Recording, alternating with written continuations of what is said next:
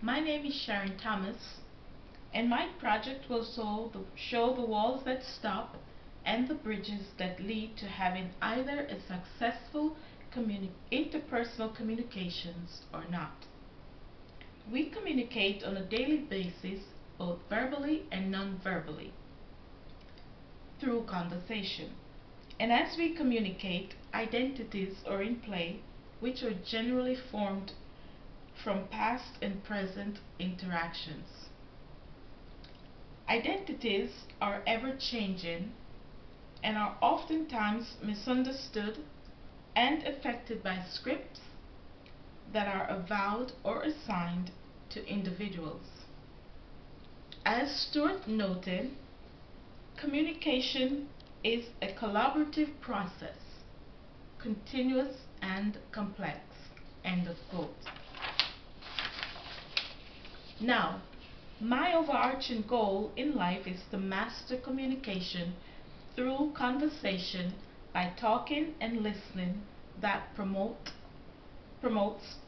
positive interpersonal communication and not communication that is impersonal. It is important for me to show empathetic listening to whomever I come in contact with.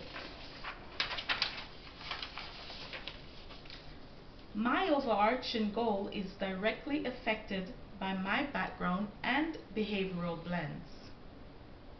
I am a steady specialist S with the premise of what is expected of me, and a competent specialist CS, which is basically who I am. I am seen by others as being stable and a good listener. People recognize me as having a dependable attitude and trustworthiness, which brings value to any conversation. Burley Allen states, when we listen with an attentive look, lean forward with interest, or have an open body posture, we non-verbally stroke the talker in a positive way. End of quote. Therefore, my conversations with people that I am comfortable with, I will be more expressive, but also be cognizant of their feelings as I engage with them. I am passionate to serve with wisdom and knowledge, and I respond best in conversation to those who are who are easygoing and soft-spoken. However, on the negative side, I do not respond well to individuals whom I perceive as not being easygoing, soft-spoken, or outright aggressive. I tend to shy away from having any form of conversations with individuals of this nature. And if I do, my communication with them takes on a defensive posture. Now, the most significant communication barrier occurs when I fall into one or more of the communication traps. I find myself more prone to the communication traps of ritual listening, Perry Mason listening, and why listening, which causes most of my communication barriers.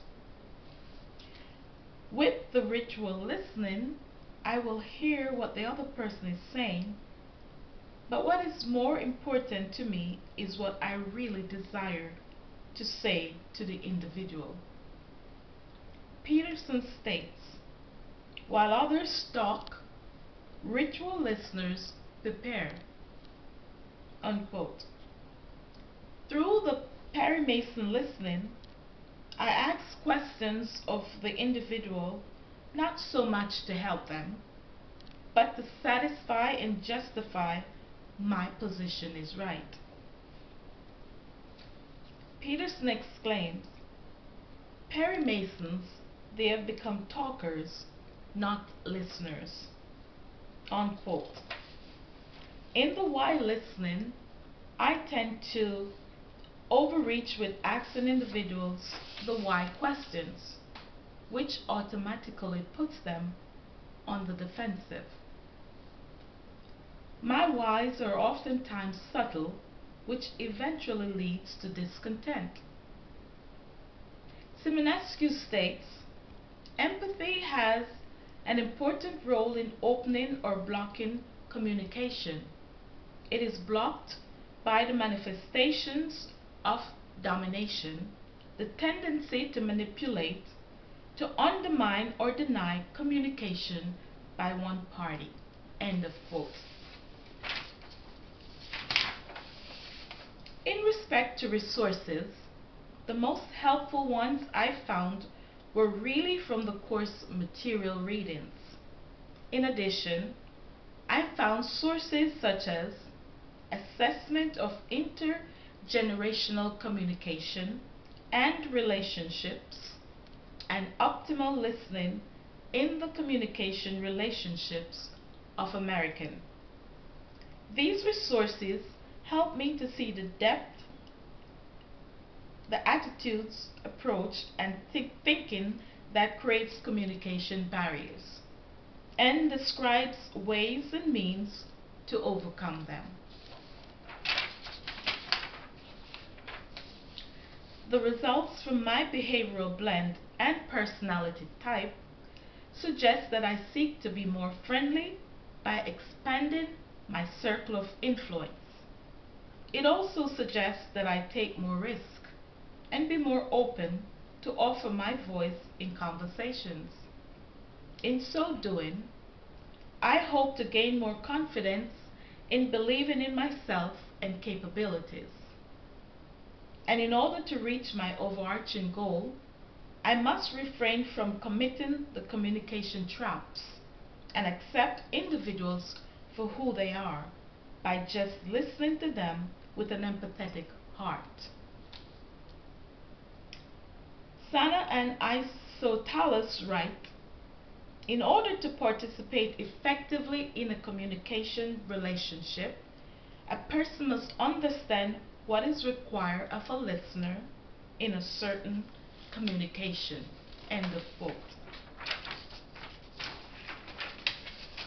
In the words of Ernest Hemingway, I like to listen. I have learned a great deal from listening carefully. Most people never listen. Also, the great leader Dalai Lama affirms that when you talk, you're only repeating what you already know. But if you listen, you may learn something new. Thank you for your time.